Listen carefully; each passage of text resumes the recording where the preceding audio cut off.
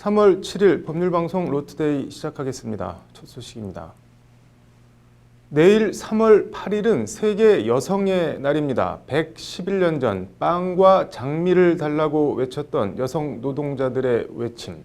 2010년 대한민국은 어떨까요? 카드로 읽는 법조 장한지 기자입니다. 1908년 3월 8일 미국 뉴욕 루트커스 광장에 봉제공장 여성 노동자 15,000여 명이 모여듭니다.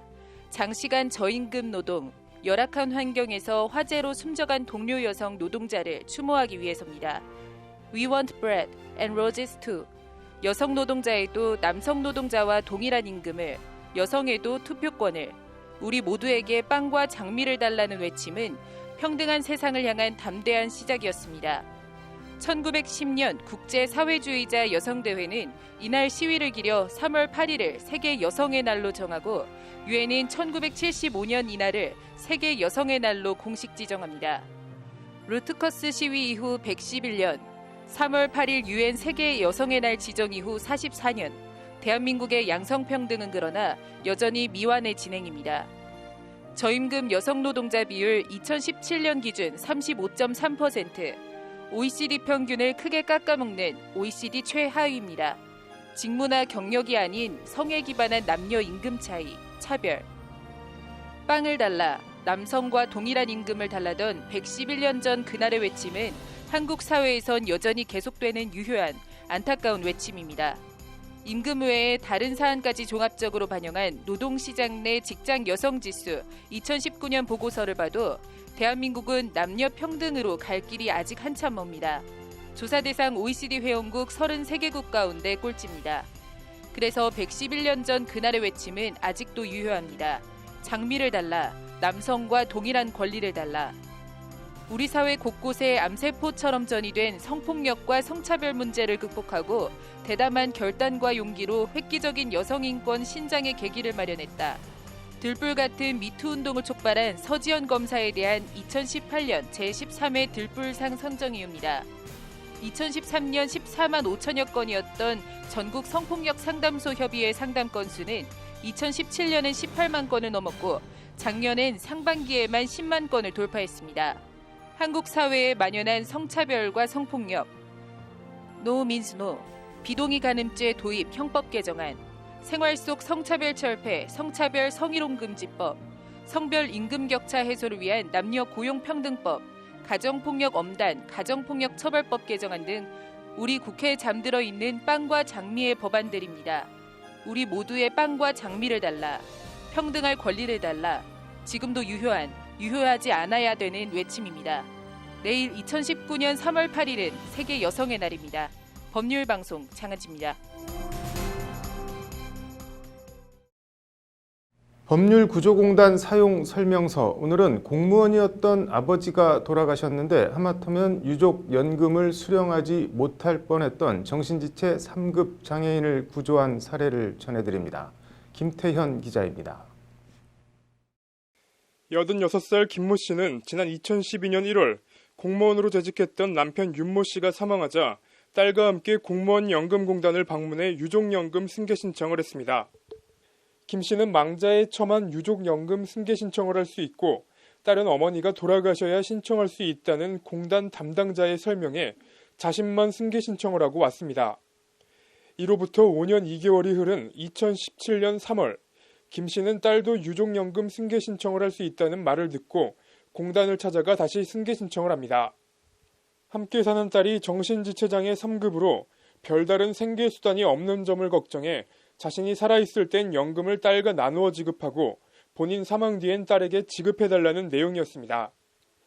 실제 구 공무원연금법 제3조 2항은 대통령령으로 정하는 정도의 장애 상태에 있는 사람의 경우 자녀도 유족연금 승계 신청을 할 수 있도록 명시하고 있습니다. 애초 공단 담당자가 잘못 안내했던 것인데 공단은 이번엔 다른 이유를 들어 유족연금 승계 신청을 받아줄 수 없다고 나왔습니다. 구 공무원연금법 제81조 제1항 단기급여는 3년, 장기급여는 5년의 소멸시효 조항을 들어 신청을 받아줄 수 없다고 나온 겁니다. 즉 아버지가 사망한 때는 2017년 1월인데 그로부터 5년 2개월 뒤인 2017년 3월 승계 신청을 했으니 5년의 소멸시효가 지나 신청 자격 자체가 없어졌다는 겁니다. 이에 불복해 윤 씨는 공무원 연금 지급 심사위에 재심을 신청했지만 기각됐고 어렵게 소송을 냈지만 결과는 1심 패소 판결이었습니다. 이에 어머니 김 씨와 딸 윤 씨는 대한법률구조공단 서울중앙지부에 도움을 요청했고 공단은 무료 변론에 나섰습니다. 의지자는 정신장애 상급으로서 저희 공단의 무료 구조 대상자에 해당되어 저희 공단을 찾아오시게 되었습니다. 1심 판결문을 꼼꼼히 검토한 공단은 항소심에서 소멸시효 완성의 귀책 사유가 공무원 연금공단에 있음을 집중 부각했습니다. 애초 잘못된 안내로 소멸시효를 지나게 해놓고 다시 소멸시효 완성을 이유로 유족연금 승계 신청을 거부하는 건 위법하다는 취지입니다. 항소심 재판부는 김 씨 모녀 손을 들어줘 원고 패소로 판결한 1심을 깨고 원고 승소로 판결했습니다. 유족연금 수급권의 소멸시효에 관한 법리에 비추어 보면 소멸시효 완성을 이유로 한 이 사건 처분은 위법하므로 취소되어야 한다는 것이 항소심 재판부 판단입니다. 이 사건은 담당자의 잘못된 설명으로 유족연금 수급권의 소멸시효가 도과된 것으로 처리될 수 있었던 사안을 관련 법리 유추 해석으로 구체적 타당성을 도모한 판결입니다. 항소심 판결이 대법원에서 확정되면 정신지체 3급인 윤 씨는 어머니가 살아있을 때는 물론 본인 사망 시까지 유족연금을 받을 수 있게 됩니다. 소송을 수행한 이창우 변호사는 중증 장애를 안고 살아가는 윤 씨에게 조금이나마 도움이 돼 보람을 느낀다는 소회를 밝혔습니다. 법률방송 김태현입니다. AI 컴퓨터에도 윤리란 개념이 필요할까요? 오늘 국회에서 인공지능의 윤리적 개발과 법적 과제 토론회가 열렸습니다. 이슈플러스 신세아 기자 나와 있습니다. 신 기자, 인공지능을 윤리의 준거로 접근한 토론회 상당히 이색적인데 어떤 토론회였나요? 네, 한국인공지능법학회와 카이스트 인공지능연구소 공동주최로 학계와 과학기술계 그리고 산업계 또 정부 관계자들이 두루 참석해서 토론회 제목처럼 인공지능의 윤리적 개발과 구체적인 입법 과제에 대한 심도 깊은 토의가 진행이 됐습니다. 네. 토론회를 후원한 국회 4차 산업혁명 특별위원회 바른미래당 간사 신유은 의원은 인공지능 개발은 근본적으로 인간과 인공지능 사이의 갈등을 최소화해야 한다라고 토론회 취지를 설명했습니다. 인간과 인공지능 사이의 갈등? 구체적인 예를 든다면 어떤 게 있을까요? 일단 최근 미국에서는 네. 우버 자율주행차가 잘못된 상황을 판단을 해서 지나가던 여성 보행자를 치어서 사망하게 하는 사고가 발생을 했었습니다. 네. 그래서 이 사건이 이제 인간과 인공지능 사이의 갈등, 또 인공지능의 윤리적 딜레마를 단적으로 보여주는 사례 아닐까 싶은데요. 네. 이 브레이크 고장 등의 위급 상황이 발생을 했을 때 AI가 과연 어떤 선택을 할 수 있느냐, 또 네. 어떻게 보면 이런 기술적인 문제가 네. 그대로 윤리나 도덕 문제로 직결이 되는 건데요. 네. 이에 대한 어떤 이제 스탠더드한 정립과 또 법제화가 필요하다 이런 취지의 토론회로 이해하시면 될 것 같습니다. 네, 스탠더드라고 했는데 관련 기준이나 규범 같은 게 지금 정립이 돼 있는 게 있나요? 일단 미국의 경우에는 지난 네. 2017년 1월 인공지능 연구자, 또 법학자, 윤리학자, 또 경제학자 등이 네. 미국 캘리포니아 아실로마에 모여서 아실로마 AI 원칙이라는 것을 이제 발표를 했습니다. 네. 그래서 이게 AI의 안전성과 일자리 대책, 또 법적 책임, 인간의 고유성 담보 등 이제 윤리적 문제에 관한 선언적인 규범이라고 볼 수 있는데요. 네. 이제 일본의 경우에는 인공지능 학회에서 윤리 가이드라인을 제정을 했고 캐나다, 프랑스 등도 정부 차원의 관련 규제를 좀 만들고 있습니다. 네. 그래서 우리 정부도 지난해 5월에는 윤리 헌장과 지능정보사회 윤리 가이드라인을 마련한 바 있는데요. 네. 근데 이제 그 수준이 좀 원론적 거시적 논의에 그치고 있어서 좀 더 정교한 모델 개발과 또 제도 마련으로 나아가야 한다는 게 참가자들의 지적입니다. 구체적으로 뭘 어떻게 해야 한다고 하던가요? 일단은 이제 기술적인 측면 그리고 네. 법제도 측면으로 크게 이제 나눠서 볼 수가 있는데요. 네. 기술적으로는 인공지능의 안전성 확보를 위해서 비예측적이고 비의도적인 행위의 발생 가능성을 낮추는 이런 시스템 설계와 또 고도화된 AI 시스템을 쉽게 이해하고 작동시키는 디버깅 툴 및 또 테스트 환경 개발, 또 그리고 고장이나 오작동이 발생을 했을 때 네. 시스템을 정지하고 수정할 수 있는 기술 개발 등의 필요성이 제시가 됐습니다. 네. 그래서 아울러서 또 관련 원천 기술 연구와 개발이 반드시 이제 병행이 돼야 된다는 데도 참가자들이 인식을 네. 같이 했습니다. 법 제도적 측면에서는 어떤 말들이 나왔나요? 법제도와 관련해서는 위험의 적절한 배분 또 책임 귀속 주체를 명확히 해야 한다라는 관점에서 이제 제도화가 수반돼야 할 거라는 게 오늘 발제자 중에 한 명인 김지원 과기정통부 인공지능정책팀장의 말인데요. 네. 이제 이와 관련해서 변재일 의원이 대표 발의를 한 국가정보화 기본법 전면 개정안이 발의가 되어 있는 상태입니다. 그래서 법안은 지능정보기술 개발자 또는 활용자에게 이 서비스 오작동을 방지하기 위한 보호 조치 의무와 네. 또 외부에서 긴급하게 강제 종료를 할 수 있는 킬 스위치 방식 설계 의무 등의 내용을 담고 있는데요. 네. 이제 관련해서 과기정통부는 지난해 4월 지능정보사회 윤리 가이드로 공공성과 책무성, 또 통쟁성, 이 투명성이라는 4대 원칙을 제시한 바 있습니다. 네. 그래서 인공지능이 제공할 수 있는 구체적인 서비스 모델과 그에 따른 이제 규율 수준을 더 세분화할 필요가 있다라는 게 이제 김지원 팀장의 말인데요. 네. 종합을 하면은 이제 선한 목적으로 인공지능 기술이 개발돼야 된다. 그래서 이를 위해서는 이제 규범 차원을 넘어선 법제도 마련이 필요하다라는 주장입니다. 네, 뭐 선한 목적으로 인공지능 기술이 개발되어야 한다. 참 와닿는 말인 것 같네요. 오늘 잘 들었습니다. 네, 다음 소식입니다. 2019년 3월 7일 오늘은 배우 고 장자연 씨가 스스로 목숨을 끊은 지 꼭 10년째 되는 날입니다. 앵커 브리핑입니다. 2009년 3월 7일 당시 만 29살이던 장자연 씨가 경기도 성남시 분당 자택에서 스스로 목숨을 끊은 채 발견됩니다. 27살의 모 제과회사 CF로 늦깎이 데뷔를 해서 인기 드라마 꽃보다 남자에 출연해 얼굴과 이름을 알려가던 데뷔 3년차 신인 여배우의 죽음. 여느 연예인의 자살처럼 그런가 보다 했던 장자연의 자살은 그러나 생전에 장자연 씨가 쓴 문건이 언론에 공개되며 일대 사건으로 비화합니다. 이른바 장자연 리스트입니다. 문건 내용은 그 세계가 그렇지 그러려니 생각했던 사람들에게도 충격적이었습니다. 나를 노리게 삼아 오라 가라 벗어라 나를 노리게 취급하고 사기치고 내 몸을 빼앗았다.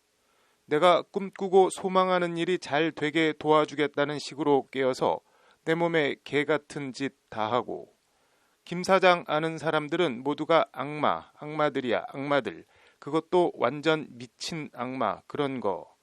이런 내용들입니다. 경찰은 경기 분당경찰서에 특별수사팀을 꾸려 수사에 착수해 27곳을 압수수색하고 118명을 참고인으로 불러 조사했습니다. 경찰은 그리고 유서에 언급됐던 조선일보 방사장 등 용의자를 12명으로 특정하고 이 가운데 7명을 기소 의견으로 검찰에 송치했습니다. 조선일보 방사장은 방상훈 조선일보 사장이 아니고 요즘 또 한참 시끄러운 코리아나호텔 박용훈 사장이라는 관련자 진술을 확보하고도 방 사장은 단 한 번도 불러 조사하지 않고 내린 결정입니다. 용두삼이 검찰 수사는 그나마 검찰에선 더 걸레가 돼서 검찰은 장자연 씨 소속사 대표와 전 매니저 단 2명만 폭행과 협박 등 혐의로 기소하고 끝냈습니다. 한 여배우가 자신의 죽음으로 외쳤던 지옥 같았다던 성상납은 그렇게 흔적도 없이 사라졌습니다. 그리고 유서가 되어버린 장자연 문건, 장자연 리스트는 잊혀지지도 깨끗이 정리되지도 않고 지난 10년간 유령처럼 대한민국을 배회하며 떠돌았습니다. 변화의 단초가 생긴 건 지난해 초 서지현 검사의 폭로로 촉발된 미투 물결을 타고 청와대 국민청원 게시판에 고 장자연의 한 맺힌 죽음의 진실을 밝혀주세요라는 글이 올라오면서부터입니다. 해당 청원엔 23만 명 넘게 동참했고 검찰 과거사위원회의 재조사 착수로 이어졌습니다. 일관성이 있는 핵심 목격자 진술을 배척한 채 신빙성이 부족한 술자리 동석자들의 진술을 근거로 불기소 처분했다. 수사 미진에 해당한다는 것이 검찰 과거사위의 판단입니다. 일관성 있는 핵심 목격자. 접대 술자리에 동석했던 윤지호 씨는 술자리에서 장자연 씨가 어떤 일을 당했는지 등에 대한 자신의 진술이 묻히는 걸 보고 무서웠다고 말한 바 있습니다. 장자연 리스트의 목격자이기도 한 윤 씨는 최근 장자연 사건 그 후 지난 10년간의 기록을 담은 13번째 증언이라는 책을 펴내기도 했습니다. 책에서 윤 씨는 장자연 문건에 대해 마지막 2장에는 이름이 쭉 나열돼 있었다. 좋기 40에서 50명 정도는 되는 것 같았다.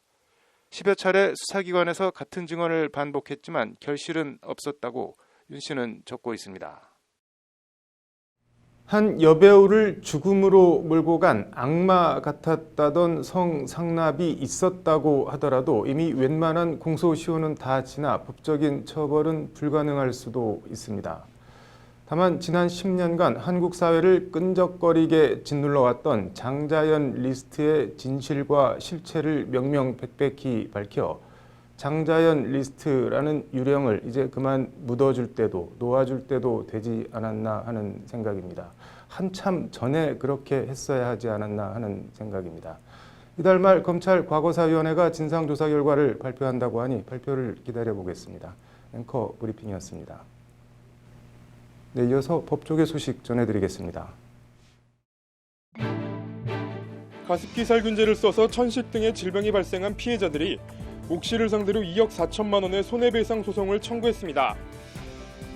국가인권위원회가 신입생 모집 특별전형 지원 자격을 여성으로 제한한 국내한 전문대학 항공운항과 모집 기준에 대해 차별이라며 개선할 것을 권고했습니다. 국민권익위원회는 2016년부터 3년간 2월에서 4월까지 민원정보 분석 시스템에 수집된 해빙기 안전 관련 민원 527건의 분석 결과를 발표했습니다. 법제처가 지방자치단체 법제 담당자와 간담회를 열고 주요 자치법규 사항에 대한 적극적 입법 지원 실시와 중요 조례 입법 컨설팅 강화 등 올해 자치법제 협업 계획을 설명했습니다. 3월 7일 법률방송 로투데이 마치겠습니다. 시청해주셔서 감사합니다.